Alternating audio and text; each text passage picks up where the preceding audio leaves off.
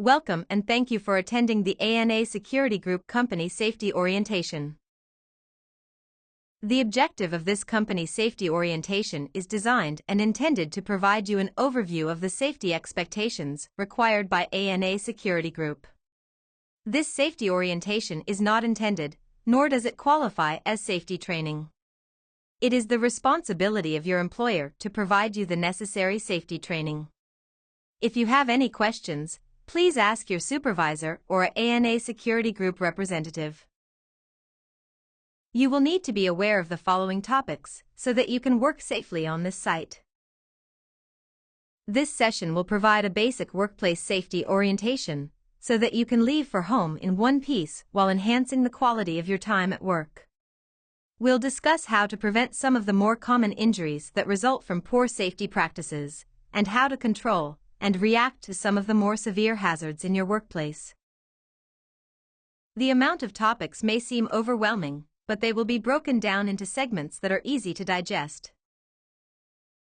By the end of this orientation, you will be able to recognize your role in maintaining a safe workplace and how to correct and report unsafe conditions and/or at-risk behaviors. Prepare for and respond to emergencies, including fires, natural disasters, and accidents. Identify hazardous chemicals, locate information about them, and how to handle them safely. Select, use, inspect, store, and maintain the protective clothing and equipment you need to work safely. Know and understand ANA Security Group safe work rules and safety expectations. Recognize, assess, and control common hazards in our work areas. Safety is one of our most important workplace concerns for the following reasons. About 3 million workers are injured or killed every year. Injuries and illnesses cost over $100 billion every year. It always has been and always will be our intention to provide the safest working environment possible for our employees, contractors, and visitors. Everyone is expected to perform their job in a safe manner. In this effort to ensure a safe workplace, the single most important factor is you. If you are placed in unsafe situations, or you see unsafe acts, blow the whistle. Be the change. Every employee has the right and authority to stop work if they feel they or someone else's life is in danger. It is important for everyone to know their role in ensuring a safe work environment. Assigning roles prevents confusion and ensures that all aspects of hazard identification and control are being covered. It is our responsibility to establish, coordinate, monitor, and manage the safety program and expectations. Direct, supervise, coordinate, and monitor the progress and safety of the work on site. Perform safety inspections. It is contractors' and supervisors' responsibility to ensure that safety and health hazard assessments, inspections, accident investigations, and employee training are conducted in a timely manner. Responsible for maintaining all records and other documentation related to such activities. Regularly monitor work areas and employee activities for unsafe incidents or equipment. Instruct employees on how to perform the job safely and properly. Adhere to company's own safety program, means and methods. Our safety program is the minimum to meet our requirements. Contractors are required to adhere to their own company's safety program, means and methods where they exceed the standards set in place. Safety is everyone's responsibility. It is your responsibility to follow all safety work rules. Correct and report all hazards. Report all injuries. Only perform work you are trained and qualified to do. Stop work if you or someone else is in danger. If you are not sure, ask. Failure to work safely and not follow the safety program as well as your employer's safety program may result in your dismissal. Before work begins, you must plan your work and plan safety into your work tasks. Make sure you have all of the materials, equipment, and qualified personnel to complete the work safely. If you don't, stop work and get what you need. All workers must be trained and qualified to perform their work to include the use of tools and equipment. Each contractor must provide training verification showing proof of working qualifications. Foremen must conduct and attend weekly safety meetings. Contractors must submit their safety meeting/toolbox talks weekly. Safety of you and fellow workers is your primary responsibility. In case of a fire or another emergency, notify local emergency response, then contact your supervisor. Know the location of fire extinguishers, emergency showers, nearest telephone prior to beginning work. If there is an emergency, alert other people around you to evacuate. Follow your assigned evacuation route and meet at your assigned assembly point. Emergencies, call 911 and notify safety/supervision. All employees must be familiar with the evacuation plan. Be aware of the location of the nearest and safest meeting point that is predetermined by your supervisor.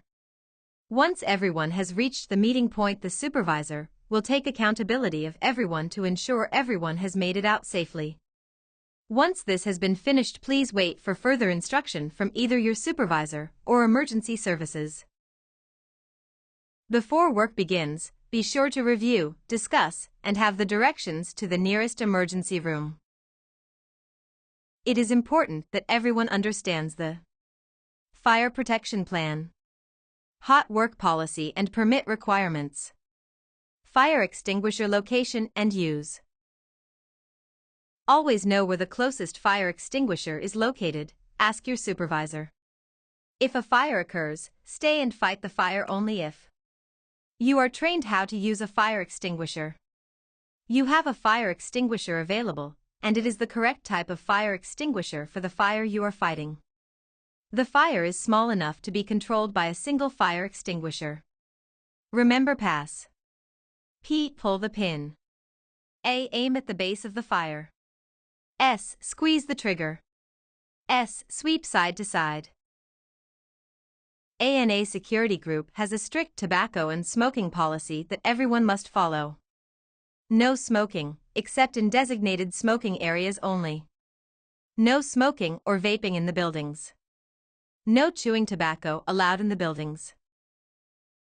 All hot work will require a permit and shall comply with the hot work program. A fire watch, if required, will be provided by the subcontractor or local fire department. Fire extinguishers will be spread throughout the building and not to be used for hot work. The fire watch must provide their own. Combustibles will not be stored within 15 feet of the building. Flammables will be stored in an approved store container, metal safety cans.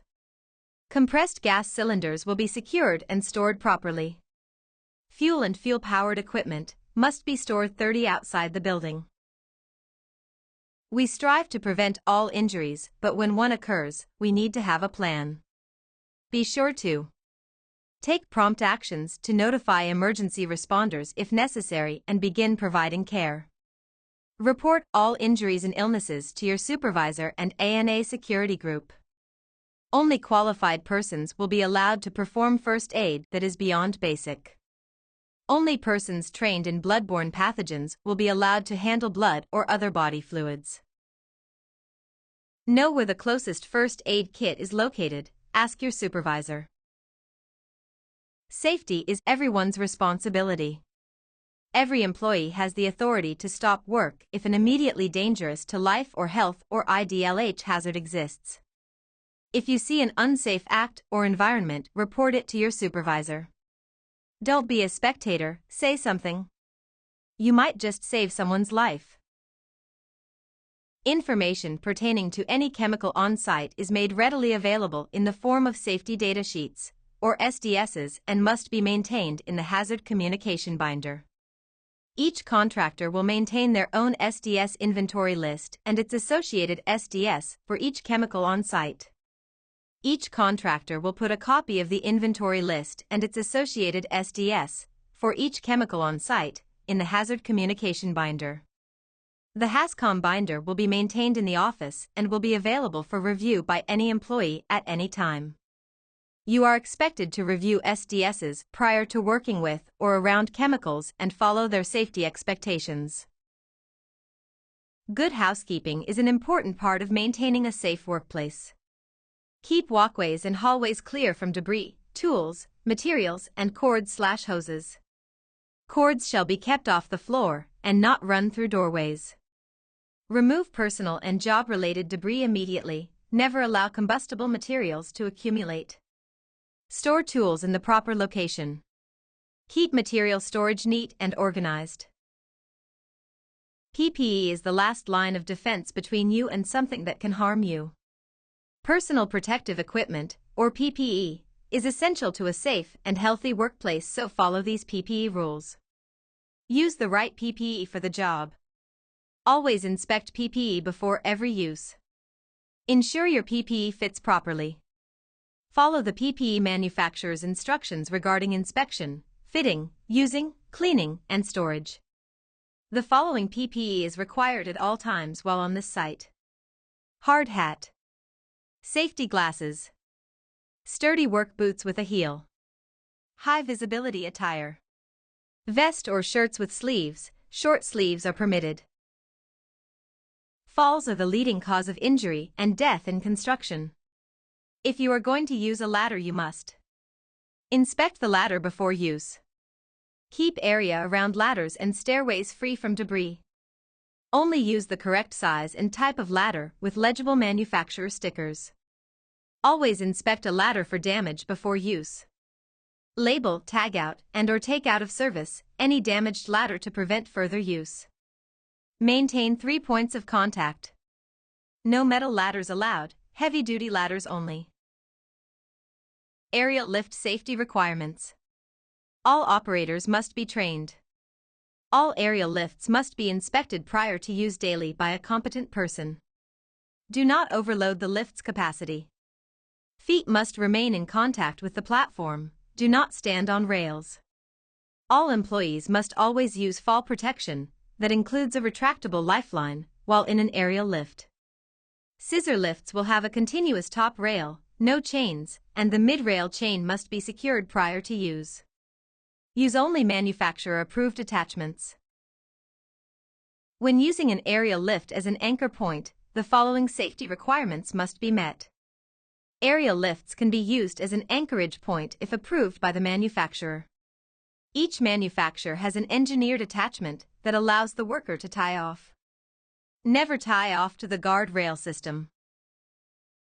Fall protection and balcony fall protection requirements. All workers exposed to a fall of 6 feet or more must be protected from that hazard. Before using personal fall arrest systems, PFAS, you must receive specialized training on how to properly use, inspect, and store fall protection and fall arrest equipment. 100% tie-off is required at 6 feet or higher when fall exposure is present. When working on balconies, use only self-retracting lifelines.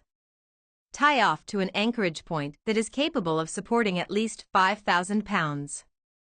Fall protection must never be removed, such as railings, unless alternate fall protection has been provided and permission your supervisor has been granted. If you see railings removed, please notify supervisor. Inspect fall protection equipment prior to each use. Fall distance is to be kept to no more than 6 feet. If fall protection is used, a rescue plan must be in place. Scaffolds are used by employees to access and complete work in areas that are not accessible by other means. Employees involved in scaffold erection, dismantling, repair, or inspection must be trained and authorized and must be done under the supervision and guidance of the scaffolding competent person. Before the scaffold can be used, it must be inspected by a competent person prior to each shift. A tag verifying the scaffold must be present. All baker staging must be used per the manufacturer instructions and specifications. You must utilize proper access, such as a scaffold ladder, when accessing a scaffold. While on a scaffold that is 10 feet or higher off the ground, fall protection must be used 100% of the time. You must be trained in cranes and rigging prior to use and setup. All rigging must be inspected prior to use. All rigging must be tagged with lifting capacities. At knot time should a load be flown over or suspended over another person. Taglines must be used on every load. Remember to always stay in view of the crane operator and never stand under a suspended load. Forklifts are a very common tool used for moving material, equipment, and objects, and if not used properly, can cause serious injuries. Any employee operating a forklift must be certified to do so. Seatbelts must be used at all times. Always yield to the forklift if you are on foot. Never sit on the side, stand on the side, and/or hold on as a passenger of a forklift. Inspect the forklift before operating using the Forklift Daily Checklist. Report any problems with the forklift to your supervisor. Do not perform maintenance unless you are certified to do so. Job-built trash containers are not allowed. Keep your back healthy and pain-free by following these common-sense safety precautions on and off the job. Minimize reaching by keeping frequently used items within arm's reach, moving your whole body as close as possible to the object, and standing up when retrieving objects on wall shelves. Get a steps tool or ask a taller person to retrieve items that are out of your reach. Lift items properly, including never bending at the waist or neck and never twisting your body. For items on the floor, stand close to the object with a wide stance, bend at the knees keeping your back straight, wrap your arms around the object, and hold it close to your body as you stand up straight. For items above your head, use a steps tool or ladder, slide the load down close to your body, and let your arms and legs carry the weight. For oversized or heavy objects, team lift by designating a team leader, timing the lift together, and keeping the load level as you lift. And for long or awkward objects, carry them over your shoulder. Use material handling equipment, such as dollies, carts, and hand trucks, for items that are too heavy, large, and/or awkward to lift manually. All employees working in and around an excavation must be trained. All excavations and trenches that are 5 feet or greater shall be protected by using either trench boxes or shoring and sloping methods. Materials shall not be stored closer than 2 feet from the excavation to prevent them from falling in. When employees are entering into excavations 4 feet or greater, ladders must be installed and spaced so that employees do not have to travel more than 25 feet to reach any given ladder. A competent person must inspect excavations daily and after each rain, snow, or freeze. All workers involved in confined space entries must be trained.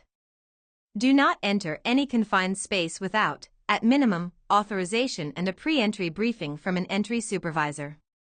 Entry into a confined space shall not be performed unless a comprehensive hazard evaluation has been completed prior to entry into a permit-required confined space.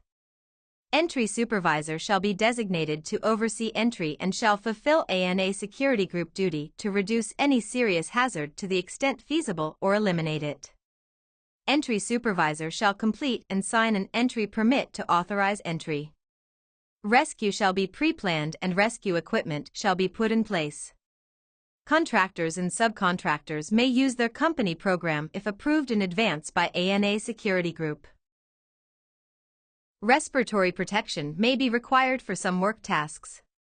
If respiratory protection is required, you must be trained, be fit tested, be clean-shaven, clean and maintain your respirator. Electrical safety requirements. GFCI protection must be at all times. Electrical panels/closets must be labeled. No work on live power at any time. Power and tool cords must be inspected prior to each use. Remove all damaged cords and supplies from service. Always de-energize equipment before storing or performing maintenance. Keep all electrical sources away from water. Lockout-tagout is a system used to control energy during servicing and maintenance of equipment that could unexpectedly energize or release stored energy and injure employees. Lockout-tagout procedures must be used when isolation is required. You must be trained in lockout-tagout. Never remove a lock that is not yours. All tags must list who installed it and contact information. Circuit breakers shall be identified as to what they control. All lockout-tagout requires is a single lock and key for each affected person on the locked-out system. Portable power tool safety requirements. All tools must be inspected prior to use. Choose the right tool for the job. All guards are required at all times and must not be operated if guards are missing. Label any damaged tool and remove it from site to prevent anyone else from using it. Vehicle and driver safety. Drivers shall be properly licensed. Before operating a vehicle, visually inspect it. Seat belts must be worn at all times when a vehicle is in operation. Passengers in motor vehicles shall be in approved riding positions and use seat belts. Be a defensive driver and operate vehicles in a safe manner. Focus on the primary task of driving. Follow state and local regulations on use of cell phones when driving. Texting, reading texts and emailing are prohibited when driving. Avoid other activities that may distract your driving. A work environment with high temperature and high humidity where physical work is being performed is a prime breeding ground for heat stress and heat-related illness. Working in hot conditions can affect your health and safety by causing illness such as heat cramps, exhaustion, and stroke. Understand the risk of heat, humidity, and personal tolerance of heat and know what precautions to take, including staying hydrated and dressing appropriately. Know symptoms of heat-related illness, including but not limited to overheated body temperature, exhaustion, and nausea, and first aid response, hydration, electrolyte replacement, rest in cool area. Use all available measures to reduce heat stress and keep safe and healthy when working in hot conditions. Report any unsafe conditions regarding heat stress to your supervisor. If you have any questions, be sure to bring them up to your supervisor, and remember to stay safe out there. Be sure to review and sign the acknowledgement form at the end of this orientation. Be safe out there and always look out for each other.